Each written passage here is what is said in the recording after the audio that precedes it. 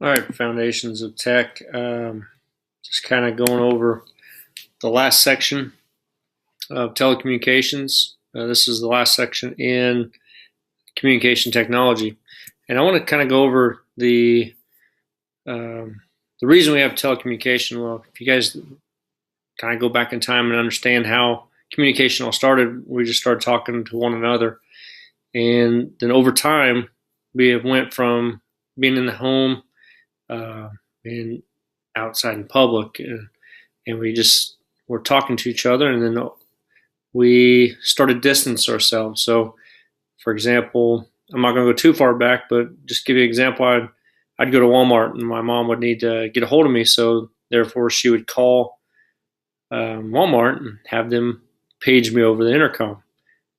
It was very embarrassing to get that phone call, basically saying, "Hey, come home." And those type of things came around for a long time. So it went from those instances and said, "Hey, we need to solve this problem where we need to communicate over longer distances," and so therefore cell phones came about. So, and then from the cell phone, it went farther. Now we have everything at almost any moment. We can communicate anywhere across the world with at our fingertips. So that's how long distance communication came about. Is just we wanted to communicate more than just across the room, across the down the hall, across the street, etc. So telecommunications has come a long ways, and so anything communicating over long distances, that's what's considered. First, we need to know a little bit about some electronic principles. Electricity is formed from electrons moving back and forth. Okay, so if you have a lot of electrons on an atom, or let's say an unstable amount, not say a lot, an unstable amount of electrons, and another one that has very few electrons, that one atom can give up an electron, therefore it transfers to the other atom. That is called electricity. Anytime those electrons move back and forth, we have electricity, and that can go through conductors. And hopefully you've already learned all this through the power and energy side with Mr. Aiken. Now, a couple of things I want to hit on is AC and DC current. This is not the band, but it is a good band if you ever go and listen to them.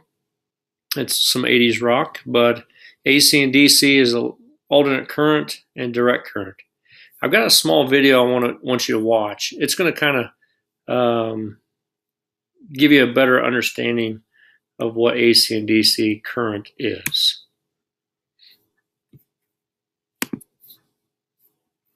If you are looking for a video on legendary rock music, you might have found the wrong channel. On a previous Add-Ohms video, we looked at voltage, power, and current, and you might remember this animation. One problem with this animation is that the voltage source shown was an AC source, while the current flow was shown as DC. So let's talk about the difference between AC and DC. The letters DC stand for direct current, and it generally means the electrons flow in a single direction. AC stands for alternating current, and it means that the flow of electrons change. Now, this is where things can start to get a little confusing. This is an AC voltage source, so it's both AC and voltage. What the heck? How can voltage and current be the same? Well, it turns out we tend to use AC and DC abbreviations for voltage as well as current. So in other words, AC, voltage or current, is voltage or current that changes. DC, voltage or current, is voltage or current that is steady. Okay, so let's take a little bit closer look at these two, starting with DC. Check out this AA or LR6 battery. It provides 1.5 volts. This example circuit is going to be a DC motor like you might find in a toy car. When we insert the battery into the circuit, current begins to flow in a single direction, turning the motor. If we drew a graph where the vertical axis is voltage and the horizontal axis is time, we can see that the voltage at this point stays constant. Now, since this is a battery, eventually it's going to run out of energy, and its output voltage will drop. So we know that the voltage will change over time, but the polarity will stay the same. So what is polarity? Well, polarity defines the positive direction, and for a battery, the positive voltage is created from the positive terminal. So what would happen if we turn this battery around?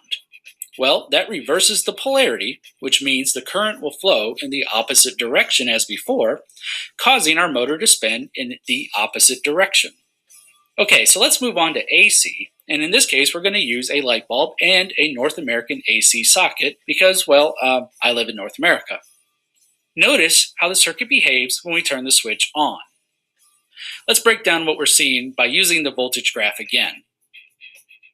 Notice how the current is flowing in one direction, and as voltage increases, the light bulb gets brighter. Once the voltage reaches its peak, current flow stays the same, but the voltage begins to drop, and the light bulb gets dimmer. Once we reach 0 volts, the voltage's polarity changes, causing current to flow in the opposite direction. And again, as the voltage gets closer to its peak, the bulb gets brighter and then dims back down. Okay, we need to define a couple of things. First is, the change from start to finish is called a cycle. The rate at which the cycle repeats is frequency. Now, frequency is measured using the unit hertz, which means cycles per second. Different parts of the world use different frequencies for their AC systems, and it can either be 50 or 60 hertz. What this means is in 1 second, the cycle will repeat itself at least 50 times. Believe it or not, incandescent bulbs are actually flashing over 50 times per second. Now, it turns out that this rate is so fast that our slow human eyes sees it as constant light. In summary, while the abbreviations for AC and DC include the word current, they can be used to describe different types of voltage and current.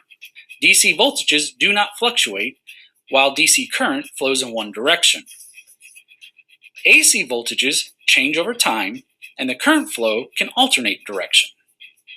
If you have questions about this video, please feel free to leave comments below. For more electronics tutorials. Okay, so that was just a kind of brief summary of AC and DC current. It's kind of a neat deal. The best example is DC is a battery, and the AC example would be straight out of a wall here in the United States. So that's kind of what that goes with. So since we know that, we kind of already talked a little bit about hertz. Frequency is measured in hertz. We've heard of it all over the place. Kilohertz, megahertz. Mega stands for million cycles per second. Kilo, which means 1,000. So we kind of have those different things. Two important characteristics. Again, most of the stuff we've learned already through the light characteristics of the light wave. Well, frequency is the measure of how many times that wave is going per second. And again, the amplitude is still the height of the wave, has not changed. Two types of signals, analog and digital. Digital, guys, you guys should know what digital means. It's made up of ones and zeros. It is a digital signal that we use, computer code basically. And then analog is kind of like you just saw the little wavelengths. We don't use as much wavelengths as we used to just because we're in a digital world. And a lot of interference can happen with analog systems. So that's kind of why digital has been replacing the analog systems that we see. Now, I'll kind of go brief history. Thomas Edison, who made the first recording device, that was the phonograph. It was like a cylinder record, except it was about 10 inches tall. It's basically a big cylinder. And what it is made out of a waxy substance that collected the sound wave and was able to play it back. Now today we use for analog systems, we use AM and FM. If you think of AM, it changes the amplitude of the wave.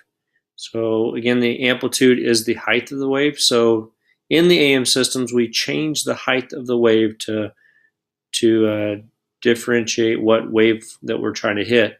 Now FM, we change the frequency, which is how many times per second that wave is moving. So again, two types, AM and FM. But again, these things can be interrupted